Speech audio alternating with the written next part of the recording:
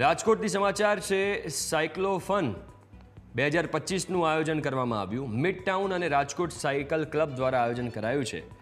આત્મી યુનિવર્સિટીથી સાયક્લોફનનો પ્રારંભ થયો છે। કેન્દ્રીય મંત્રી મનસુખ માંડવિયાએ સાયક્લોફનનું આમાં ભાગ લીધો હતો। સાંસદ પરસોત્તમ રૂપાલા પણ સાયક્લોફનમાં જોડાયા। 4000થી વધુ લોકોએ સાયક્લોફનમાં ભાગ લીધો।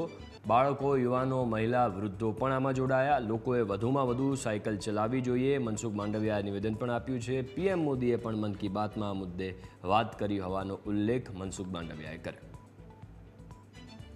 રાજ્ય અને દેશના નાગરિકોને મારું આહવાન છે કે પ્રધાનમંત્રીજીની ફિટ ઇન્ડિયા મૂવમેન્ટને સપોર્ટ આપવા માટે થઈને આપને પોતાને સ્વયંને હેલ્ધી રાખવા માટે થઈને રોજ દૈનાદિન કાર્યક્રમમાં પણ આપણે સાયકલનો ઉપયોગ કરીએ।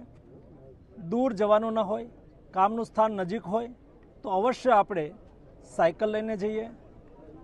બહેનો પણ સબ્જી લેવા માટે જાય, નજીકનું સ્થાન હોય તો અવશ્ય સાયકલ લઈને જશે તો મોદીજીના ફિટ ઇન્ડિયાના સ્વપ્નને સાકાર કરવા માટે આપણે સહયોગ આપ્યો કહેવાશે। આજે રામનવમી છે। સૌને ખૂબ જાજાથી હેતપૂર્વકના રામનવમીના રામ રામ। આત્મીય યુનિવર્સિટીના vice chancellor doctor club Rajkot Rakesh Kumar Mudgal પણ સાયકલની સીટ પર બરાબર બેસી ગયા છે। મજાના કાર્યક્રમથી ફિટ ઇન્ડિયાનું મૂવમેન્ટને સરસ પ્રોત્સાહન મળશે।